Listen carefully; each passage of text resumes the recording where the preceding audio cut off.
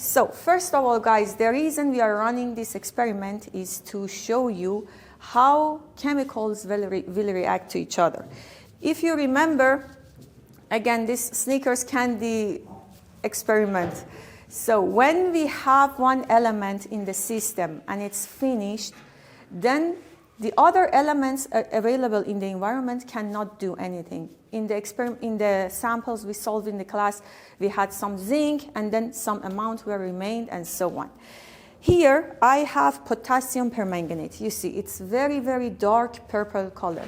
And this 0.2 molar is the concentration. If you progress a bit in chemistry, you will be able to calculate the molarity of the compositions, but for now, you don't need it. I did it for you. This is 0.2 molar potassium permanganate. Also, we had, for this experiment, if you go to your manual, you will see about the required material. It says we needed sodium oxalate, oxalic acid, again 0.1 molar. Let me show one more time the potassium permanganate. I forget in the video. And also we have sulfuric acid, 2 molar, concentrated one. It will be our catalyzer in the experiment. Again, if you remember the last experiment we solved in the class, we had the ones that it was a bit difficult and I wrote the Hoff reactions. We had hydrochloric acid in the system. And I've told you it's just as a catalyzer. This is the same. It just helps our reactions to go faster. So it's that. And also we have iron sulfate, 0.1 molar,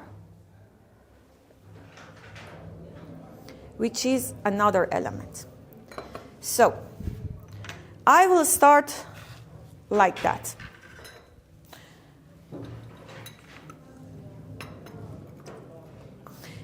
Please see the manuals I gave to you. In the first experiment, it says that we have to take almost 2 milliliters of our iron sulfate. Yes? I'm going to take almost 2 milliliters, but even if it's a bit more, doesn't matter. Just try to be consistent with what you're doing.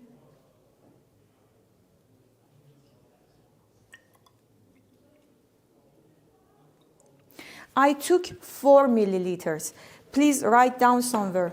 I started with 4 milliliters of my iron sulfate.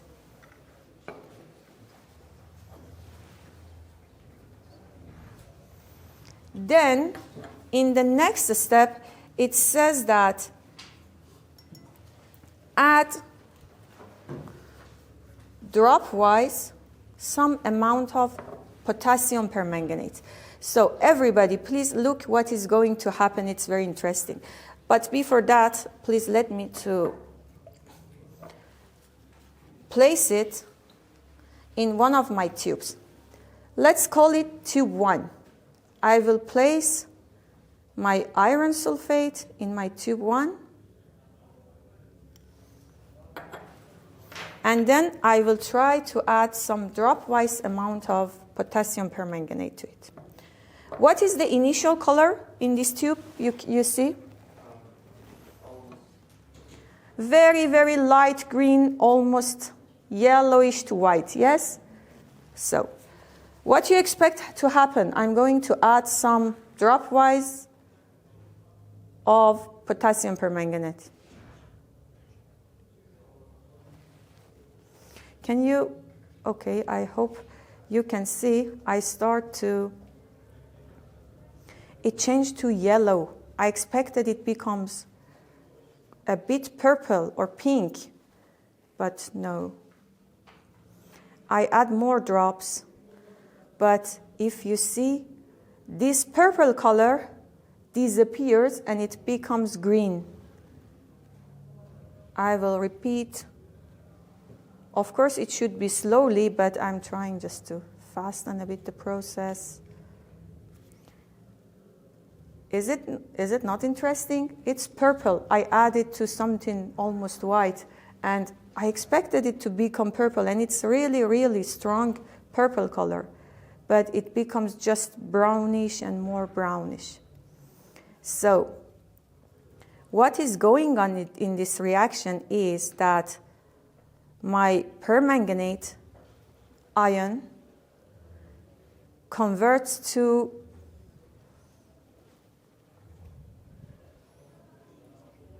permanganate dioxide, which is Mn plus 2. And this caused this brownish color. Okay, I will add more, even more. And you see, no purple, just yellowish, brownish. The reason for that, again, is the incomplete reaction that in which the permanganate ion, MnO4, will convert to Mn plus 2. And that is what is happening. Let's label it as tube 1. And please remember, what I have in this, only iron sulfide, and I added potassium permanganate.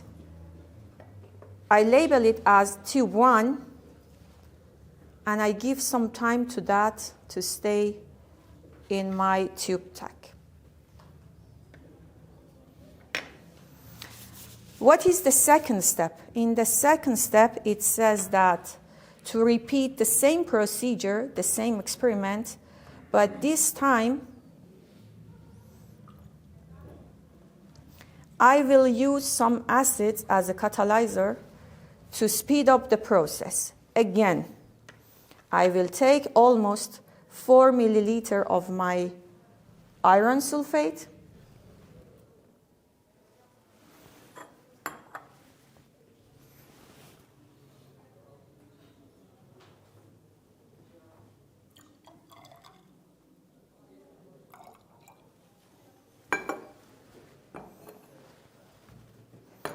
I replace it in my second tube. Let's call it tube 2. And now I will add some amount of acid just as a catalyzer to the system. How much? Let me check. I forget the amount. Okay, almost 2 milliliters. This is my acid, sulfuric acid. I take almost 2 milliliters and try to, we don't have that much options here, but try to use a new clean.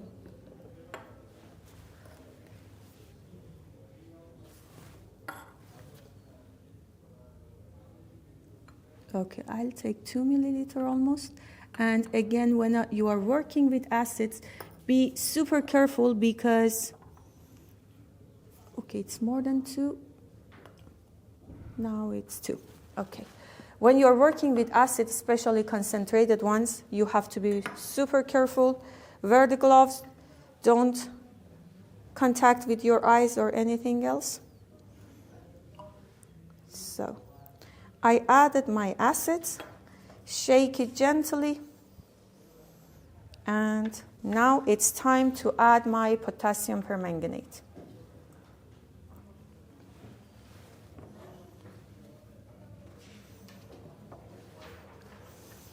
Again, I will start to add drop-wise potassium permanganate.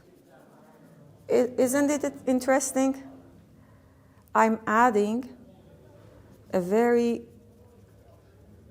concentrated purple color, but it even doesn't change the color at all. I will add more if you feel that it's not enough to change, but you see, can you see? It just disappears.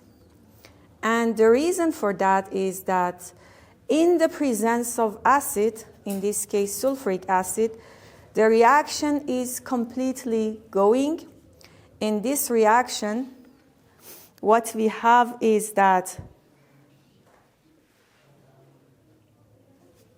potassium permanganate is totally reduced to a colorless, and iron 2 is oxidized to iron 3.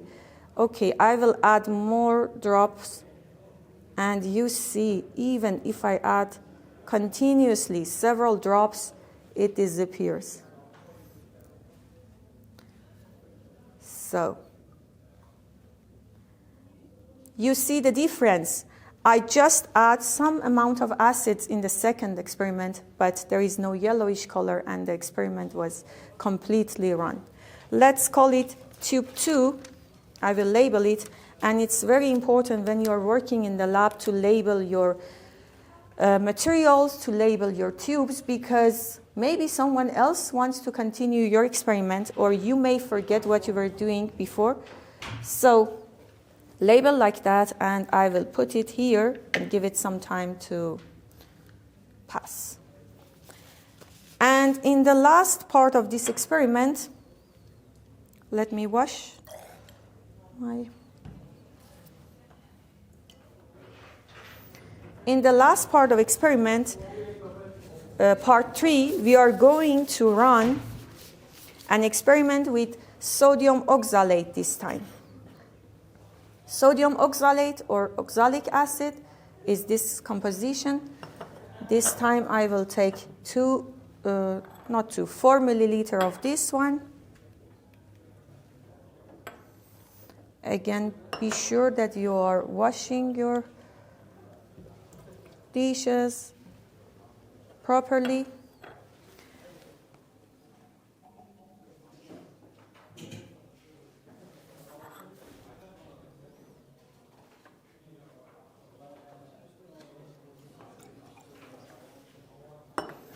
Okay.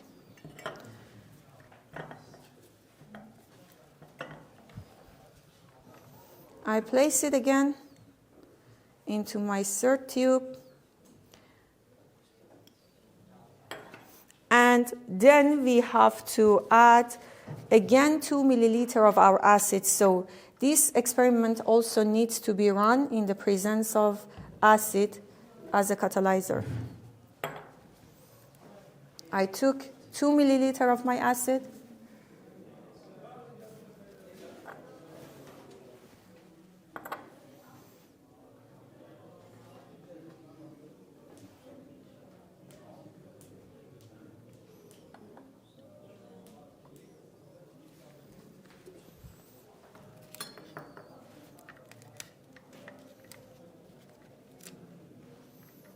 And I add it to my sodium oxalate.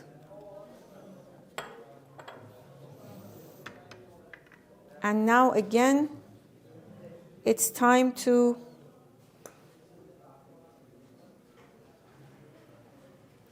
add my potassium permanganate.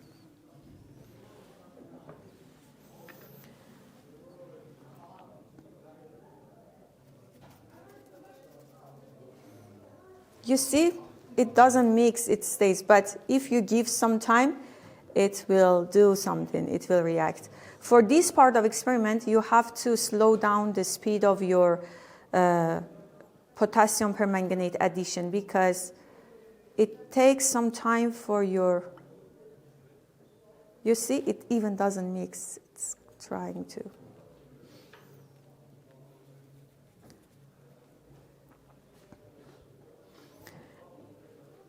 We usually use this experiment to measure the concentration of potassium permanganate used for titration experiment. You see, it disappeared. But you can see how it differently behaves. Yes, it doesn't mix at the beginning, just stays on the top, but after a while, the color vanishes.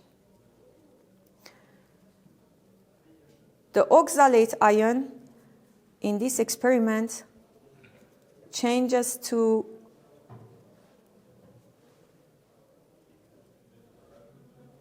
carbon dioxide, and again the color disappeared.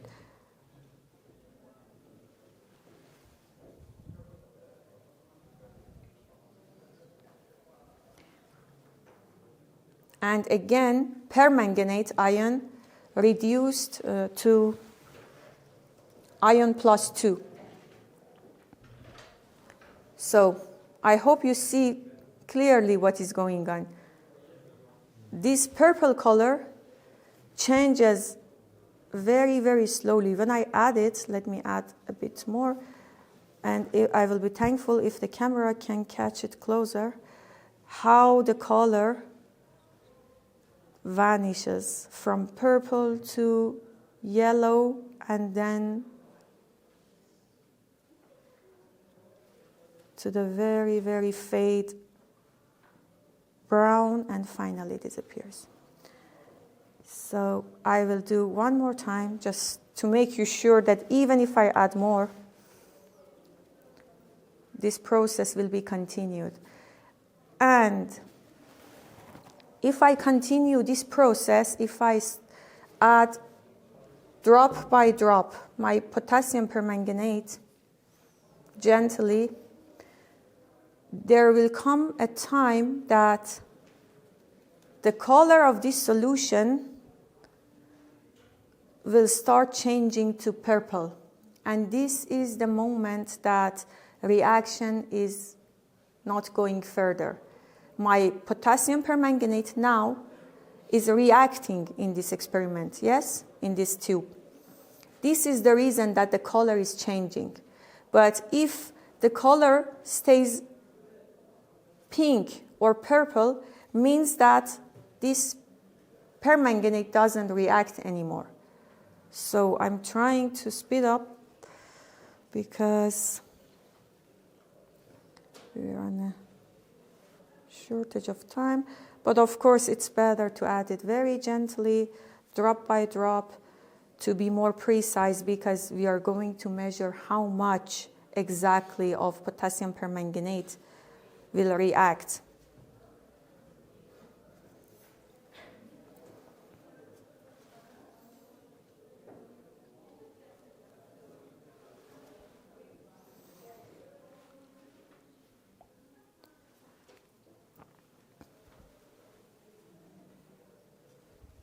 Can you see? The color now starts to be a bit pinky. And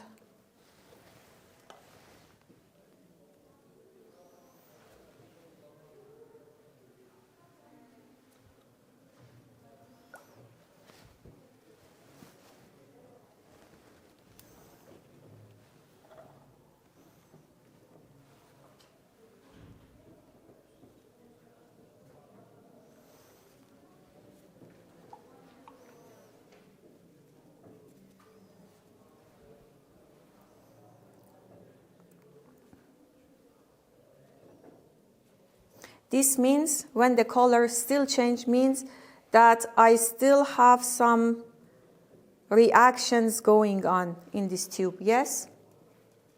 But I want to see when it will stop, after addition of how much potassium permanganate this reaction will be completed and not go further.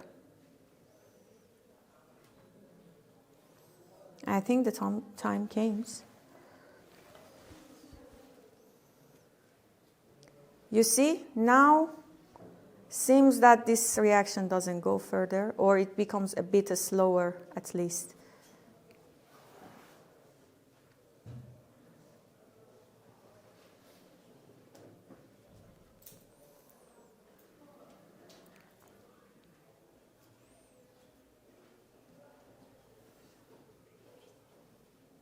You see, it doesn't go further. Means what I had in the system is over.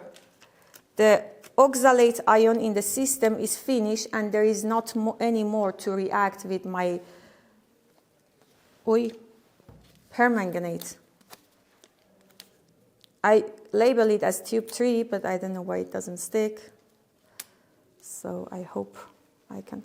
And you can see the color is not purple, it's kind of very, very dark brown. So I will show you what I have from the beginning. In the first tube, after some time, it's very interesting. I added a very dark purple, but I have kind of yellowish orange by the end. And this was tube 1. It was neutral. There was no acid in the system. It was only my iron sulfate and my potassium permanganate. Can you see everybody? Tube 2, the same reaction happened with the same chemicals, this time in the presence of acid. And you can see how is the result different. It's all reacted and there is no precipitation in the tube. And finally, the last one with the oxalic acid. It's a brownish color. So this is how materials can behave differently in the presence and absence of acid and how redox reactions are going on. So I did this experiment yesterday, but it was not successful only because the concentration of my acid was not enough. Again, when you're doing an experiment, be sure that everything is prepared correctly. Check the expiration date, check the purity of your material, and of course your safety. I want you please to make a record of what you observed, and for this reaction to complete, I used 1.5 milliliter of my potassium permanganate. So please write down and report these findings. 1.5 milliliter.